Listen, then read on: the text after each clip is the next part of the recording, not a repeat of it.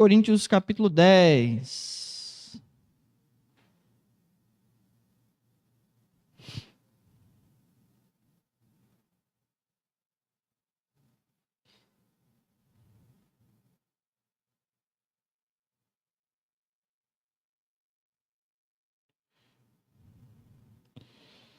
As ministrações que acontecem nas quartas-feiras, também nos domingos de manhã, e algumas exceções, de domingo à noite, mas especialmente os das quartas-feiras e a escola dominical, irmãos, são alimento sólido para o cristão, para o crente, para a gente ter uma vida sólida e consolidada diante de Deus. Amém? Uma vida cada vez mais alicerçada.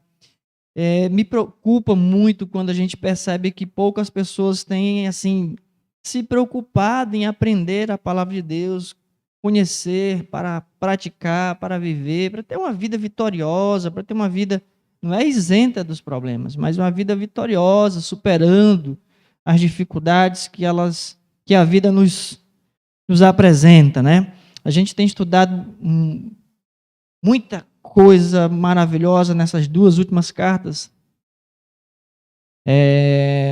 Na primeira de Coríntios, na segunda de Coríntios também, aprendemos muito, muito. São doutrina pura e simples do Evangelho, e muita gente deixa de aprender muita coisa maravilhosa.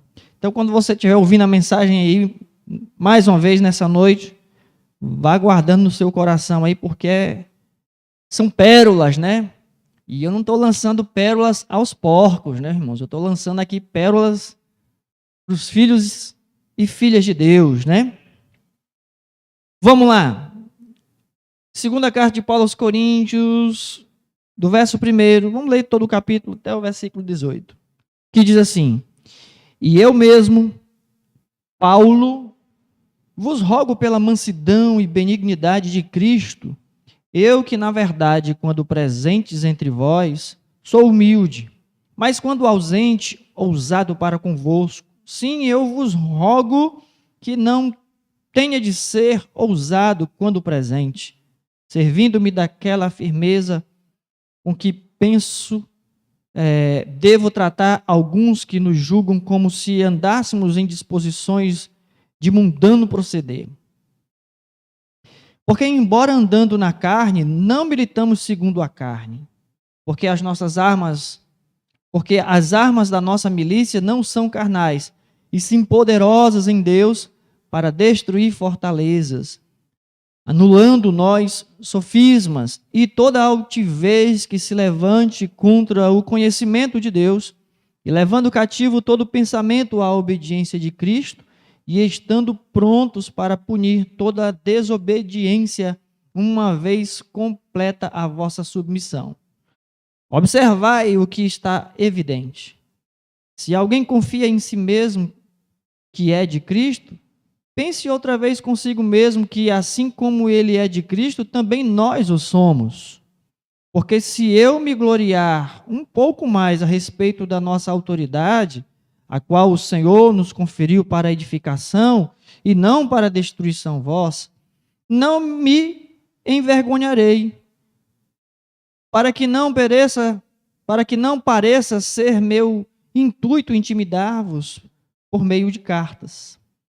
As cartas, com efeito, dizem, são graves e fortes, mas a presença pessoal dele é fraca e a palavra é desprezível. Considere o tal isto, que o que somos na palavra por cartas, estando ausente, tal seremos em atos, quando presentes. Porque não ousamos classificar-nos ou comparar-nos com alguns que se louvam a si mesmos. Mas eles, medindo-se consigo mesmos e comparando-se consigo mesmos, revelam insensatez. Nós, porém, não nos gloriaremos sem medida, mas respeitamos o limite da esfera da ação que Deus nos demarcou e que se estende até vós. Porque não ultrapassamos os nossos limites, como se não devêssemos chegar até vós, posto que já chegamos até vós com o Evangelho de Cristo.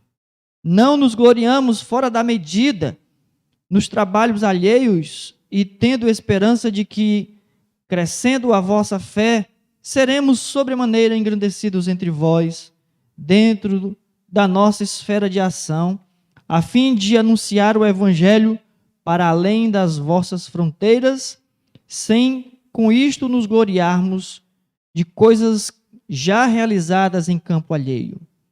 Aquele, porém, que se gloria, glorie-se no Senhor, porque não é aprovado quem a si mesmo se louva, e sim aquele a quem o Senhor louva. Amém? Vamos orar? Santo Deus, bendito e eterno Pai, nós te louvamos, te agradecemos, te exaltamos, adoramos o teu nome nessa noite, pois tu és santo, pois tu és digno. Assim como declaramos, ó Deus, a glória e o poder pertencem ao Senhor. As ações de graças são dadas a Ti, Senhor Deus, pelos grandes feitos do Senhor nas nossas vidas. Pois Tu és um Deus de promessa, um Deus de aliança, um Deus que peleja as nossas pelejas. Tu és um Deus que nos garante a vitória. Pai, em nome de Jesus, nesse instante, queremos aquietar o nosso coração e ouvir o Teu Espírito Santo falar conosco por meio da Tua palavra. Trata com cada um de nós, segundo, ó Deus, as nossas necessidades, e que o Senhor possa abrir o nosso entendimento, e que nós possamos, ó Deus, absorver a Tua palavra, e a Tua palavra possa passar por nós, e não voltar vazia, que ela venha cumprir eficazmente o propósito dela na vida de cada um de nós. Assim eu te peço, meu Deus, em nome do Senhor Jesus. Amém, irmãos? Glória a Deus, glória a Deus, glória a Deus. Irmãos, a partir desse capítulo 10, essa carta aqui, até o finalzinho dela, Paulo começa a fazer uma espécie de autodefesa, ou mesmo responder às críticas que ele sofreu. Paulo teve algumas indisposições com a igreja de Corinto. Eu já falei isso para você aqui, quando a gente tratou os primeiros capítulos. E ele teve que ser severo em alguns momentos, e devido à forma como que ele tratou a igreja, o relacionamento com essa mesma igreja ficou muito estremecido. Portanto, Paulo sofreu muitas críticas, né? Vieram de lá para cá um bocado de acusações, e Paulo responde a cada uma delas. Mas antes de nós entrarmos nas respostas que Paulo dá, logo no versículo 1, para mim é uma verdadeira introdução para a nossa edificação. Quando Paulo diz o seguinte: e eu mesmo, Paulo, vos rogo pela mansidão e benignidade de Cristo, eu que, na verdade, quando presente entre vós, sou humilde, mas quando ausente, ousado para convosco. Quero chamar a sua atenção, e Paulo, antes de responder, antes de Paulo dar um feedback, um retorno às críticas que ele recebeu, com certeza está chateado, com certeza Paulo tem alguns sentimentos normais de seres humanos, né? Zangado, com raiva até. Mas ele diz que, e eu mesmo, Paulo, vos rogo pela mansidão e benignidade de Cristo. Eu que, na verdade, aí ele diz, quando ele estava lá, ele era uma pessoa simples, mas na carta ele foi severo, mas ele diz mais na frente que, independente se fosse com carta ou se fosse face a face, ele estaria apto para dizer a mesma coisa. Contudo, essas duas palavras que ele aborda, a mansidão e a benignidade de Cristo, É exatamente com esse sentimento que Paulo vai responder às críticas. Eu acho isso muito importante para nós. Por quê?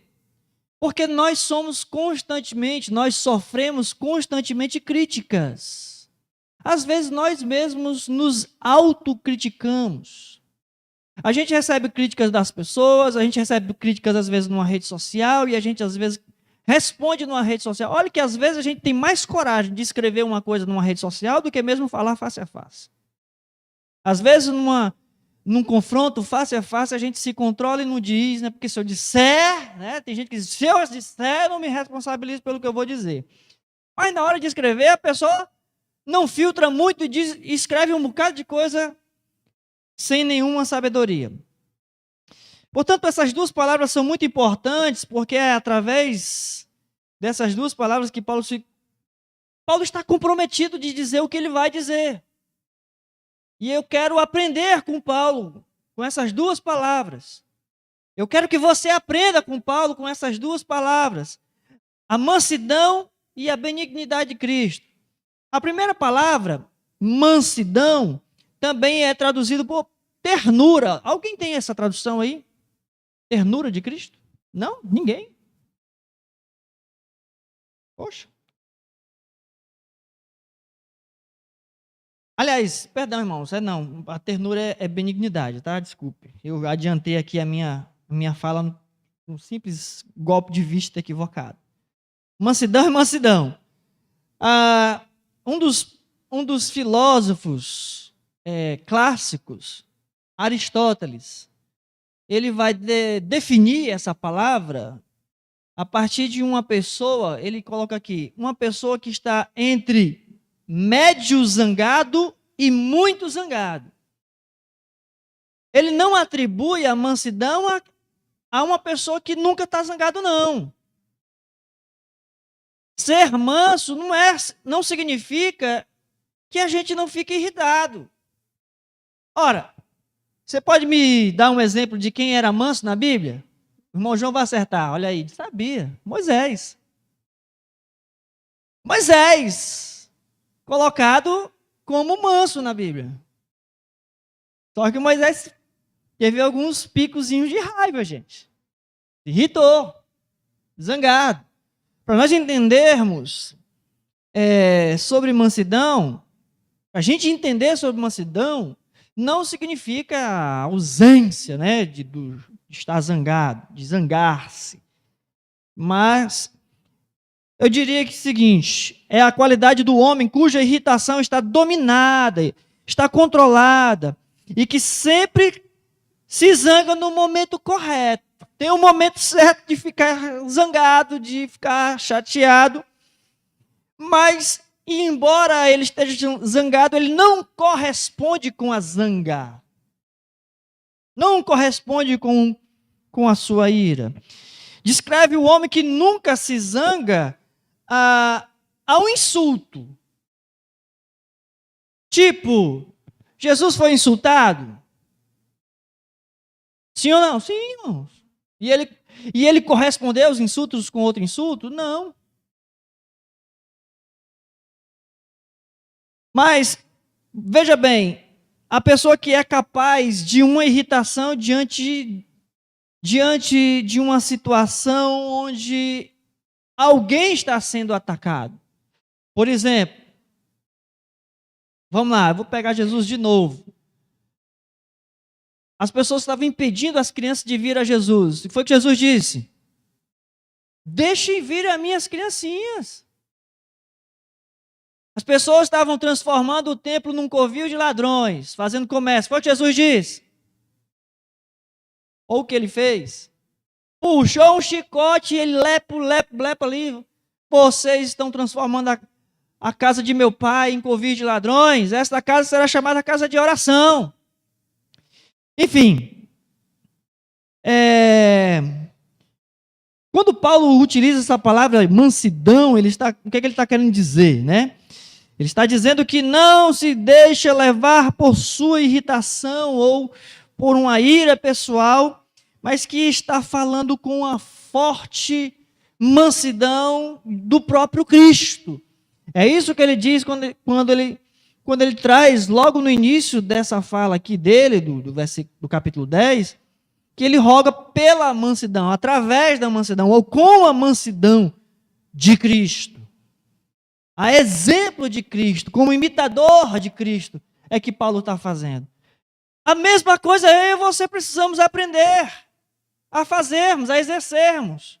Diante dos insultos, diante das circunstâncias que a gente fica chateado, irado, são coisas que deixam a gente tentando descontrolar a gente, mas nós não podemos nos dar o luxo de descontrole. Nós não podemos dar o luxo. Eu ouvi a Rosana Alves falando, ela estava falando exatamente sobre controle emocional. Ela disse que existem pessoas que estão lá numa gritaria, numa briga. E aí, vamos dizer, o telefone tocou. Isso ela falou, né? O telefone tocou, era algo muito importante, de repente o teu chefe. E aí você não vai atender. Alô? O que é? Você não vai. O teu chefe, você vai dizer, alô? Sim, tudo bem. Você controla a sua emoção para falar naquele momento. Então ela estava dizendo, não venha me dizer que você não consegue controlar. Consegue sim. Porque se você estivesse ali, no meio de uma gritaria, e aquela pessoa fosse, vamos assim dizer, o seu chefe, como você atendeu o telefone, você não baixou o tom de voz? Você não foi capaz de baixar o tom da sua voz para atender o telefone e falar com o seu chefe? Porque você não é capaz de baixar o tom da voz para falar com aquela pessoa com quem você está tendo uma certa indisposição? E aí isso vale para marido, mulher, pais e filhos, irmãos. Quantas vezes a gente vê aí pais e filhos se pegando na gritaria? Irmãos ali parecem dois pitbulls.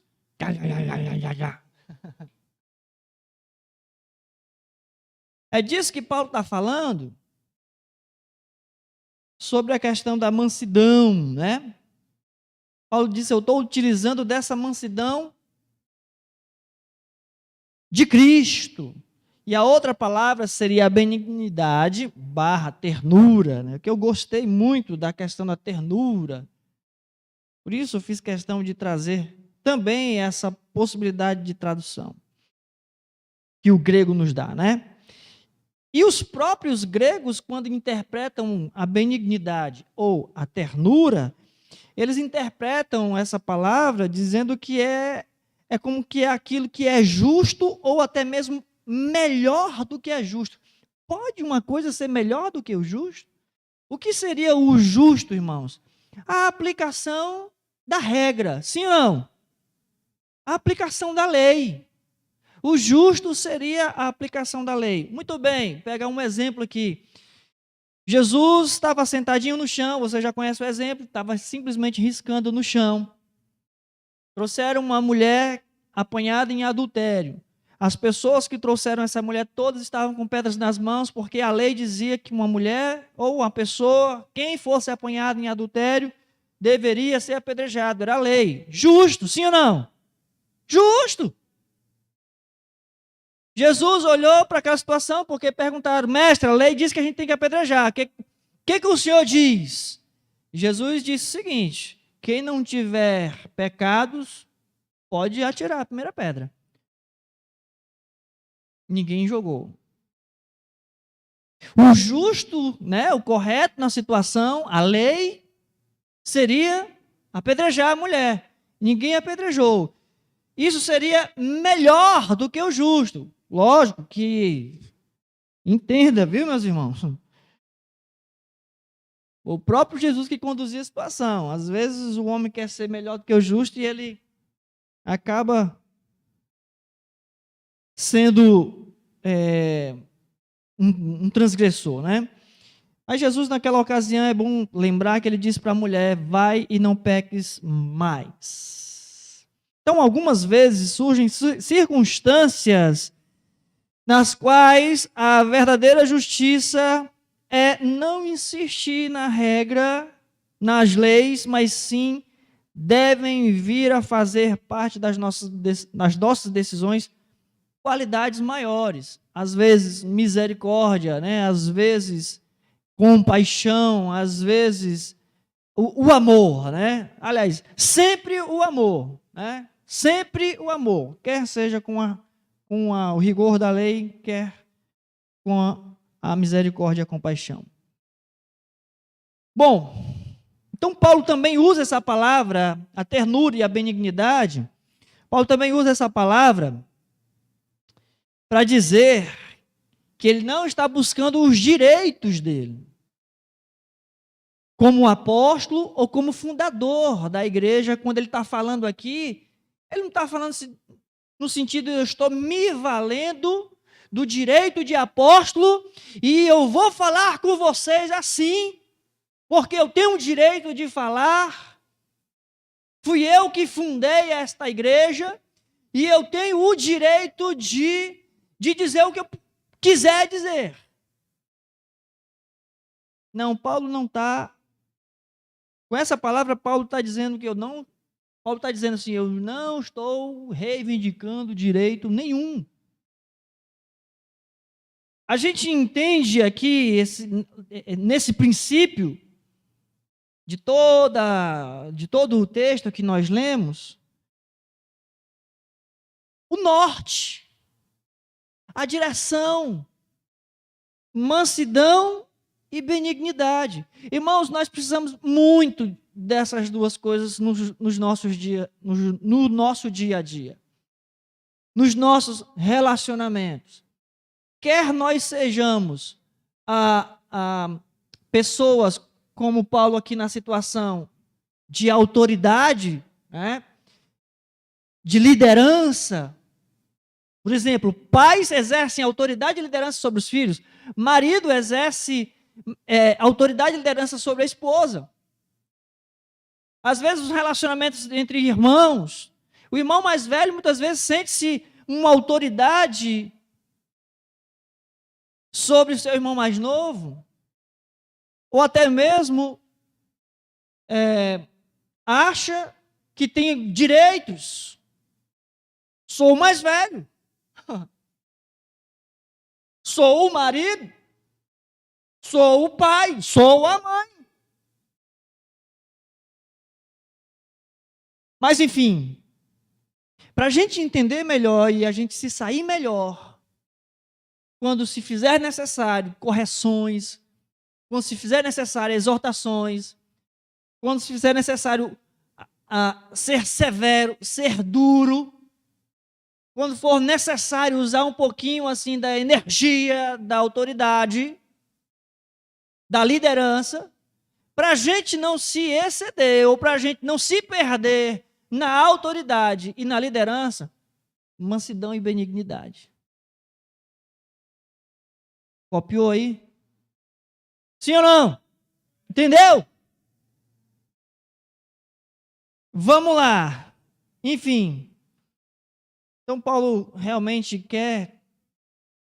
quer tratar essa situação, considerar toda essa situação com a igreja de Corinto, com o amor de Cristo, que transcende, né? Está além de qualquer justiça humana. Versículo 2, então lá, vamos aprender algumas coisas que Paulo está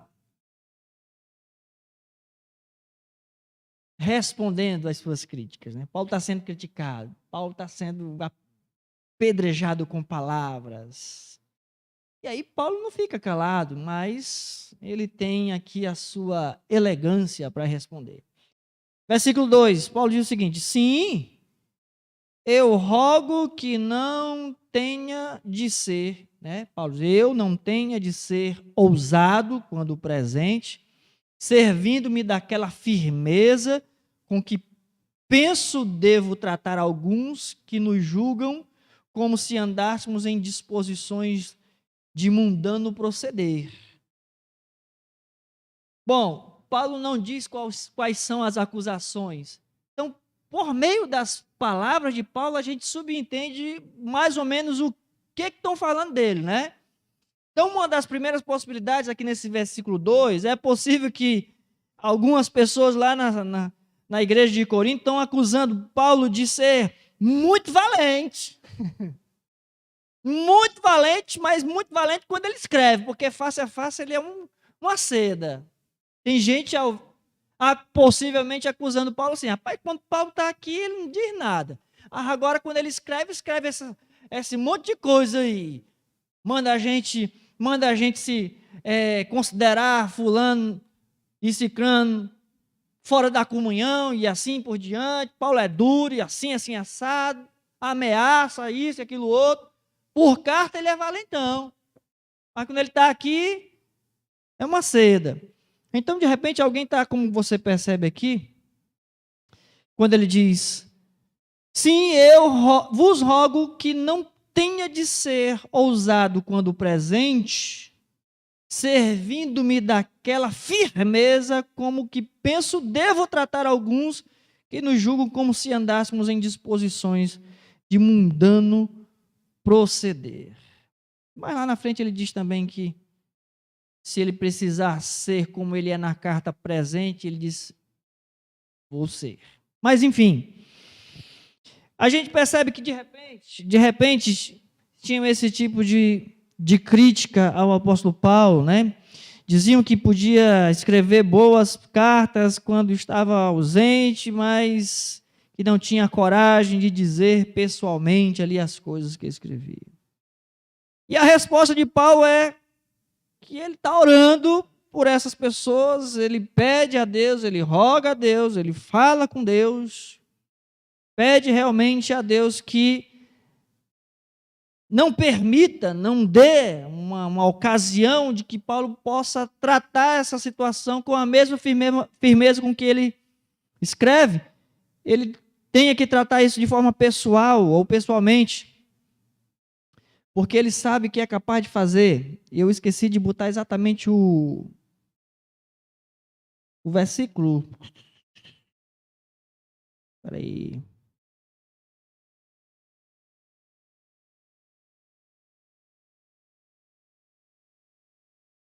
Versículo 11. Ele diz assim, considere o tal isto, que o que somos na palavra por carta, estando ausentes, tal seremos em atos, quando presentes. Mas Paulo ora para que não seja necessário ele chegar a ser exatamente severo como ele é nas cartas, ele ser severo também face a face com as pessoas que estão vivendo à margem da palavra de Deus, vivendo realmente ignorando a palavra de Deus. Paulo está dizendo, é como se Paulo estivesse dizendo assim, estou pedindo a Deus que você se converta, para que quando eu chegue aí, eu não seja necessário eu realmente ser enérgico com você, assim como estou sendo com cartas. Então Paulo responde a essas críticas, dizendo que ele tem coragem para fazer, tem autoridade para fazer, mas ele ora a Deus para não ter que fazer. Então Paulo lhe diz, nunca escrevi nada que não estivesse preparado para dizer na cara. Versículo 3, Paulo diz assim, porque embora andando na carne, não militamos segundo a carne. O versículo, o 2, finalzinho, né? Finalzinho do 2, quando ele diz que o julgamento, a crítica, é como se as pessoas estivessem dizendo que Paulo tivesse 2 pesos, 2 medidas na sua coragem, ou não fosse tão corajoso para dizer na cara, como se Paulo andasse como qualquer mundano, ou como um mundano qualquer, como se não fosse um homem de Deus. Porque quem não é homem de Deus pode até vacilar nas palavras no sentido de não ter coragem, mas o homem de Deus ele tem coragem, não tem espírito de covardia, E, portanto, ele vai dizer no versículo 3, porque, embora andando na carne, não militamos segundo a carne. O que eu vejo de importante aqui para nós? Então, é possível que, mais uma vez, críticas surgindo, chovendo sobre a vida de Paulo, acusando que Paulo esteja motivado por questões humanas. E a resposta de Paulo é que a sua conduta, ela é proveniente do poder de Deus. Paulo é exatamente um homem de Deus. Paulo é um homem que está sujeito às limitações humanas, às fraquezas humanas, porém, é uma pessoa guiada, conduzida e controlada por Deus. Paulo vai usar aqui a palavra carne. E a palavra carne aqui, ela tem dois sentidos. Eu quero que você entenda isso para você entender bem esse versículo 3, que é uma maravilha. Vou repetir até para você entender antes de eu falar o significado da palavra carne. Porque embora andando na carne, não militamos segundo a carne. Embora andando na carne, não militamos segundo a carne. Paulo vai usar os dois significados da palavra carne aqui. O grego é sarkis, né? Mas, enfim. Primeiro significado, ou primeiro sentido da palavra carne, quando ele diz andando na carne, é exatamente, simplesmente no sentido do corpo humano, né? Da carne mortal aqui, frágil, no sentido físico, significa que ele é um ser humano como qualquer outro, normal, tem sangue nas suas veias. Mas o segundo sentido, quando ele diz, mas não militamos segundo a carne, ele diz andando na carne no sentido de que ele é um ser humano, ele não é um extraterrestre, ele não é divino, mas ele não milita segundo a carne. Aqui que eu acho importante nós entendermos, porque todos nós somos humanos. E aí tem aquela conversinha mentirosa que diz errar é humano para que você continue andando segundo realmente esse conceito da falibilidade humana. E Paulo vai romper com isso, dizendo, não militamos segundo a carne, embora somos humanos, falíveis, não militamos segundo a falência humana, segundo a fraqueza humana, segundo infinitas possibilidades de errar humanamente. Nós não militamos como seres humanos. Então, é como se Paulo estivesse dizendo,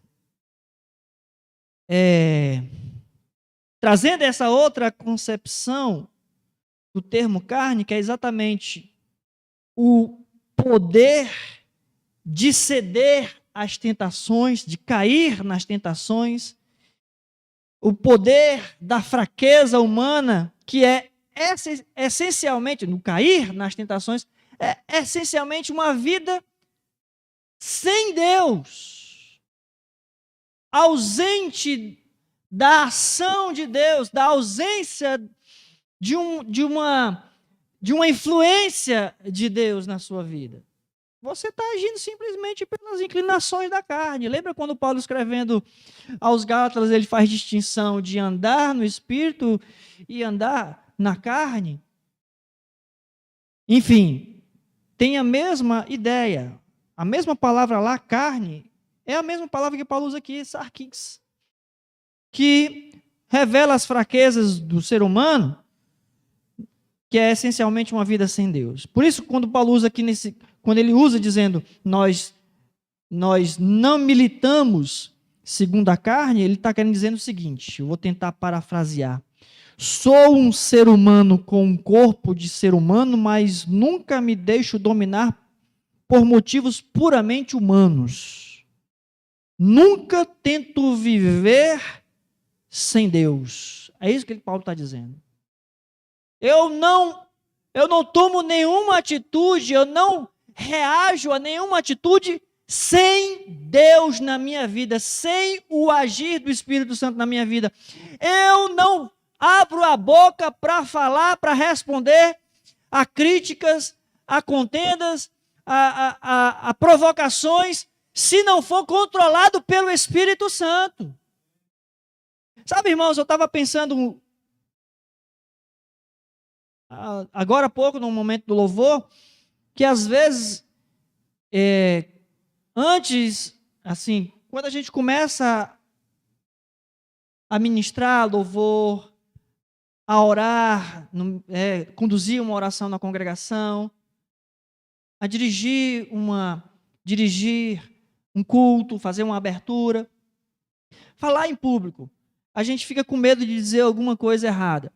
Eu me lembro que a Denise, uma das coisas que a Denise falava que impedia ela de pregar, ela dizia: eu morro de medo de falar alguma coisa errada. Às vezes é quase que inevitável a gente falar alguma coisinha errada, né? Ou equivocada. A gente pode até simplesmente dizer que Moisés botou os animais na arca, né? Na hora do dilúvio, sem querer. E alguns errozinhos grotescos. Mas, enfim. E aí a gente, com medo de errar, a gente começa a falar muito devagar, muito pensado, muito limitado. E a gente pensa muito antes de falar. Mas com um certo exercício, você vai falando, sempre controlado, sempre controlado, sempre controlado, que se torna realmente, você se torna muito mais habilidoso, eu diria já, habilidoso para falar e pensar com uma certa agilidade, porque você já está controlado pelo Espírito Santo. Então você não precisa estar o tempo todo pensando nas palavras, o tempo todo sendo controlado pela racional com as palavras, porque você o tempo todo só fala, a boca vai falar o que está cheio o coração. Então você só fala exatamente o que Deus permitiu entrar no seu coração. Você está com uma vida controlada. Quem está me entendendo? Pode dizer amém. É disso que Paulo fala nesse versículo 3. Porque, embora andando na carne, não militamos segundo a carne, irmãos. Aí é o marido na hora de falar com a mulher, é a mulher na hora de falar com o marido, é o pai na hora de falar com o filho na hora de falar com seus pais. É todo mundo ali, embora na carne, mas não está militando na carne, irmão. É quando vai responder a um vizinho, é quando está andando no trânsito, é em todo momento. Entre os irmãos, amigos. Pastor, e quando a gente vacila? Aí foi na carne mesmo, militou na carne. Deixou a carne falar.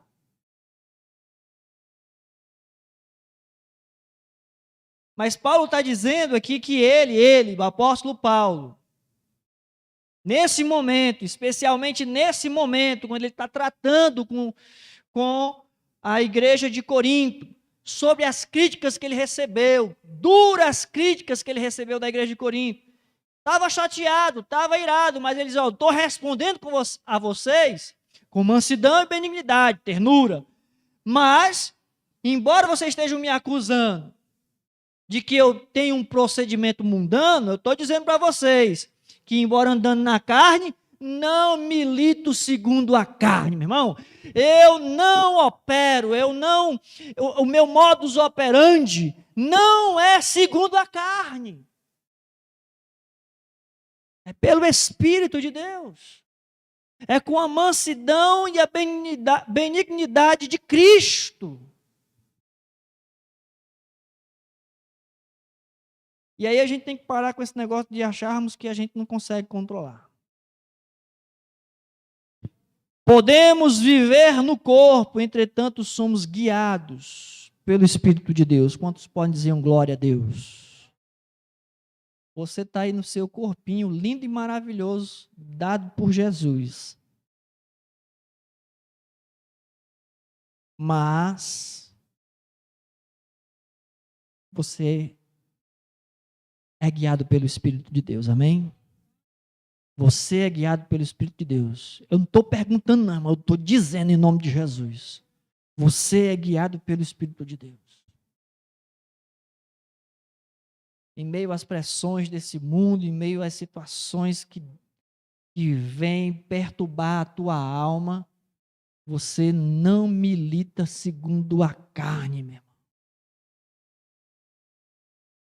Você é guiado pelo Espírito de Deus. Paulo vai falar aqui duas coisas muito importantes logo em seguida. Versículo 4 e 5. Versículo 5, parte A. É tanta coisa que tem para falar que eu tenho já certeza que não vai dar para falar.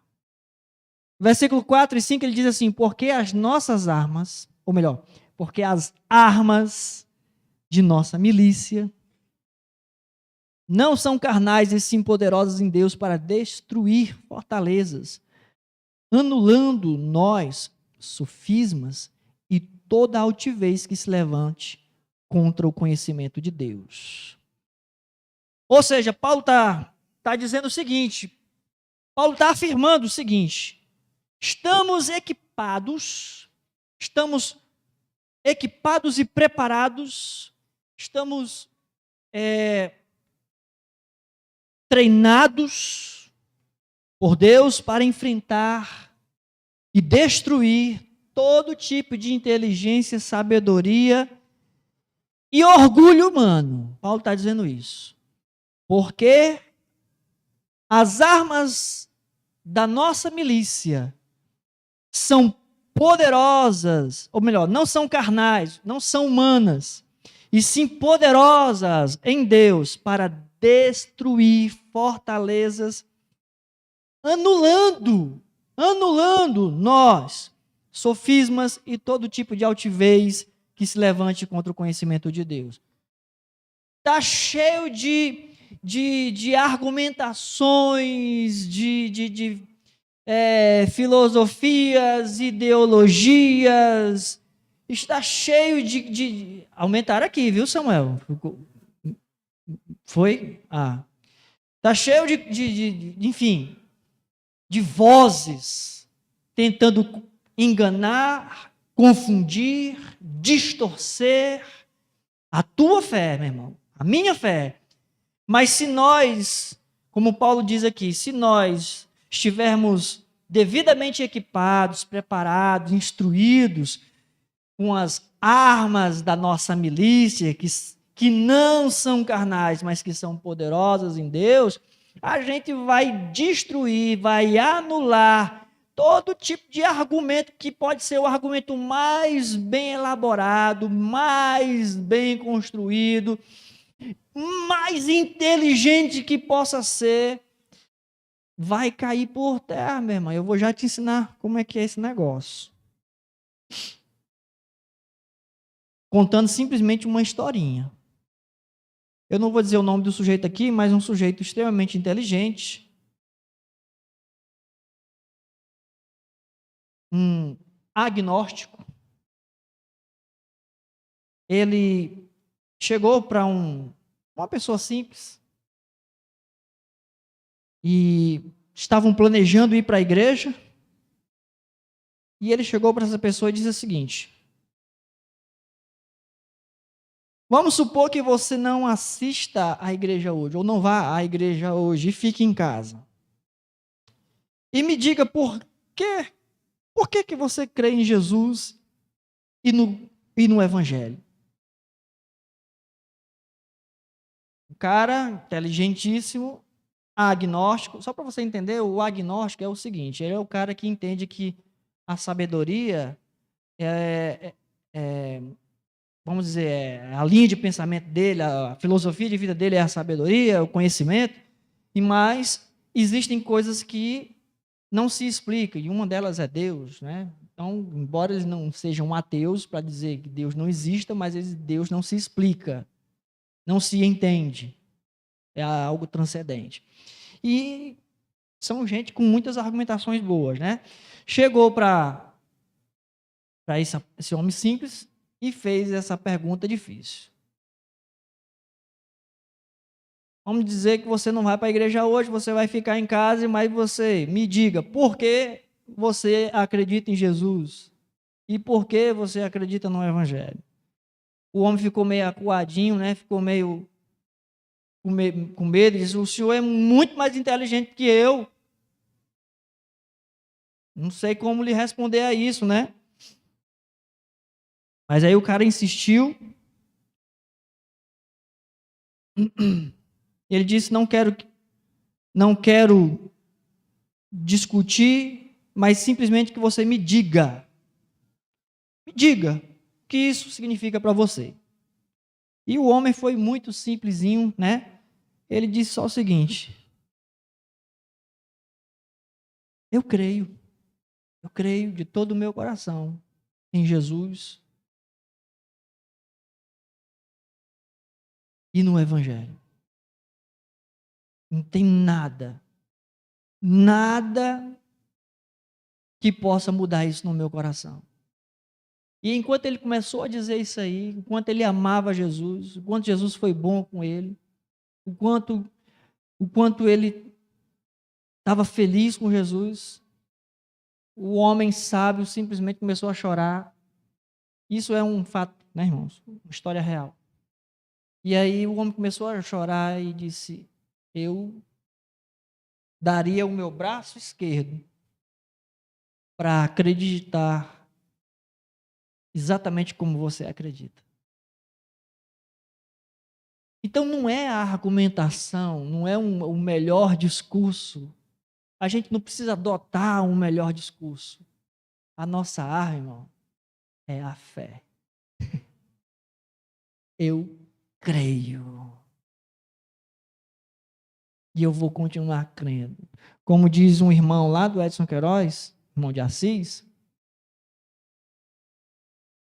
eu creio, se eu não crer, eu morro, e se eu morrer, eu morro crendo.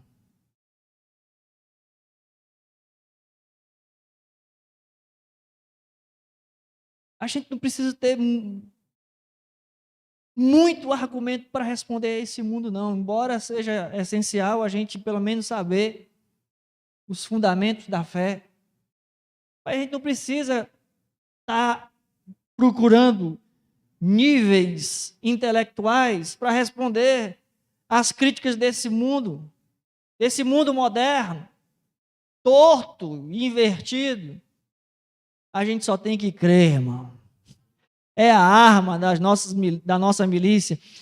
Qualquer intelectual fica louco quando vê um pobre, miserável, na ótica dele, com a Bíblia debaixo do braço, morto de feliz, num domingo, dizendo: eu vou para a igreja, aleluia, glória a Deus.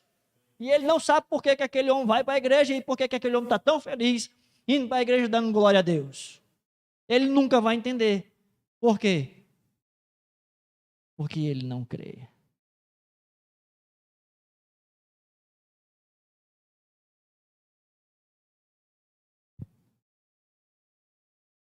Acabou. Eu quero encerrar aqui terminando o versículo 5 e o versículo 6, quando ele diz: e levando, finalzinho do 5, e levando cativo todo pensamento à obediência de Cristo, e levando todo pensamento à obediência, a obedecer a Cristo.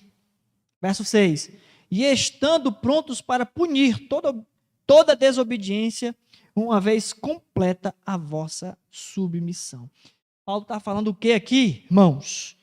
Paulo está falando de submeter a Cristo cada uma das nossas intenções, pensamentos, desejos, necessidades.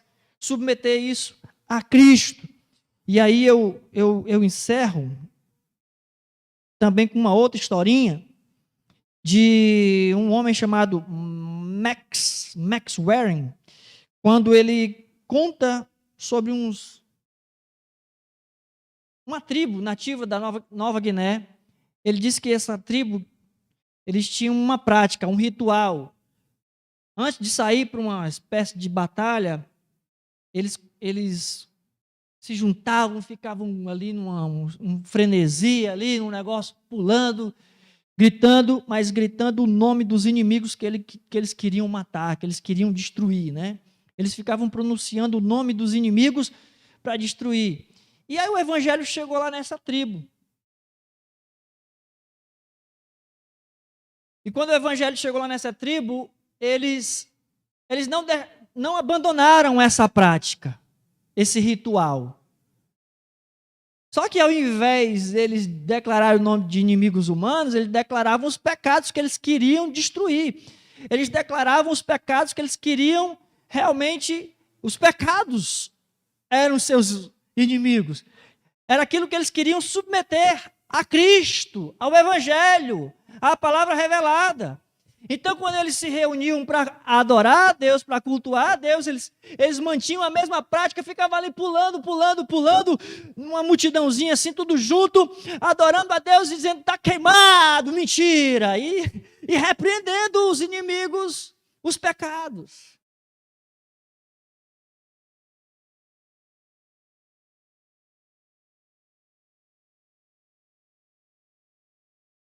Por isso que quando nós aceitamos a Jesus, nós aceitamos Jesus como Senhor e Salvador. O chamado de Jesus, né, quando Jesus nos chama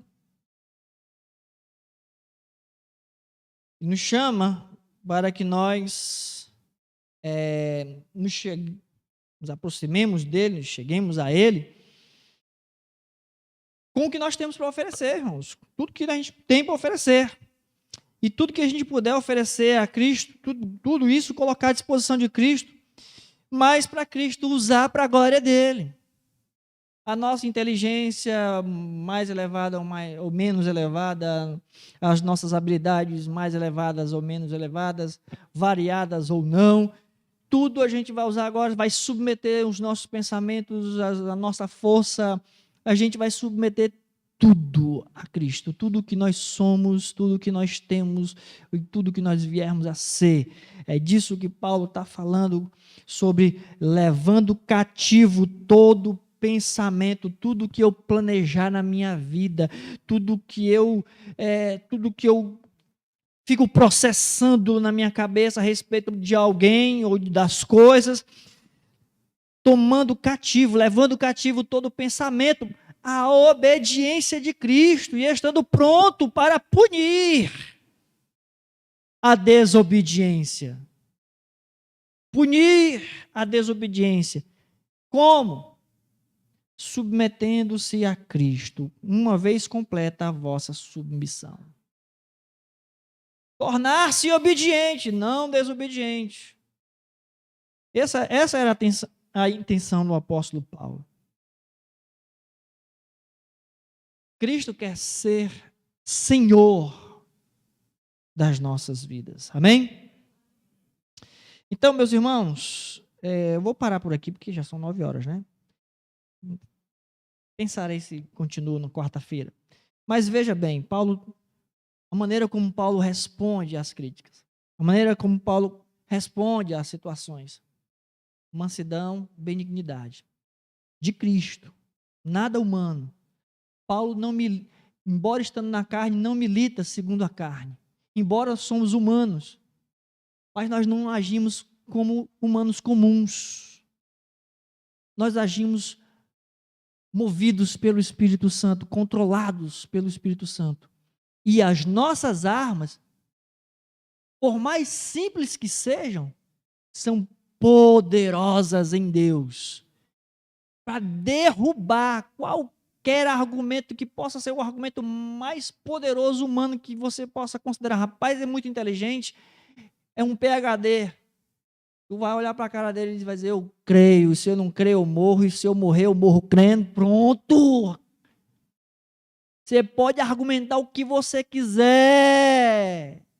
Eu vou morar no céu com Jesus e tu não vai poder fazer nada, ser humano. Pô, não tem argumento. Enfim, irmãos. Submetidos, submissos a Cristo. Amém? Vamos ficar de pé, vamos orar. Nós vamos orar especialmente hoje aqui pela vida da dona Erotildes, né? Mãe da Lu e do Auricélio. Foi transferida lá para Sobral. Está em observação lá. Problema de saúde. Quantos creem no poder de Deus, digam amém, irmãos. Amém? Vamos orar em nome de Jesus. As nossas armas, ou as armas da nossa milícia, são poderosas em Deus. Senhor, em nome de Jesus, Nós te damos graças mais uma vez, Senhor, por tua palavra, que tem sido refrigério para as nossas almas, um bálsamo para as nossas almas. Ó Deus, nesse momento eu peço que o Senhor esteja trabalhando essa palavra nos nossos corações. Ó Deus, que essa palavra esteja frutificando em cada coração aqui, ó Deus, a começar no meu, transformando as nossas vidas, tomando cativo cada um dos nossos pensamentos à obediência de Cristo. Deus, nós queremos que o nosso coração, o nosso pensar, o nosso falar, o nosso agir, tudo seja controlado pelo Espírito. Jamais queremos, ó Deus, militar, combater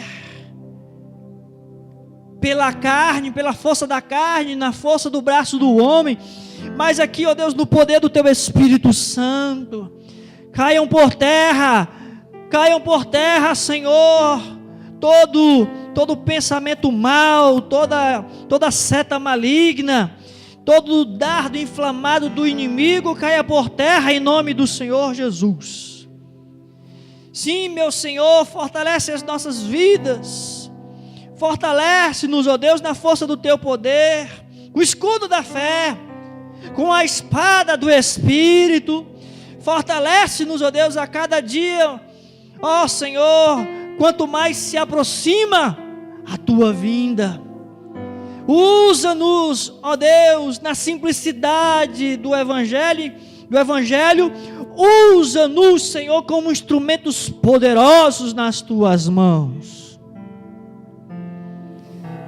Não com sabedoria de palavras, mas no poder do Teu Espírito Santo, na fé verdadeira, genuína, pura, simples. Em nome do Senhor Jesus, Pai, vem operar isto em nossos corações nessa noite, e que através das nossas vidas nós possamos levar isso a outros, no poder do Teu Espírito. Nesse momento, ó Pai, na autoridade do nome de Jesus, nós queremos apresentar a vida da dona Herotildes. Ó Deus, que o Teu Espírito Santo esteja operando, as Tuas mãos estejam ali operando na vida dela, Deus, restaurando a saúde daquela mulher. Nós não sabemos qual é a situação de saúde, o Senhor sabe. Seja qual for, Deus intervém na causa, fazendo além daquilo que nós sabemos, pensamos ou pedimos. Vai além, Senhor, restaurando a saúde dela, de forma sobrenatural.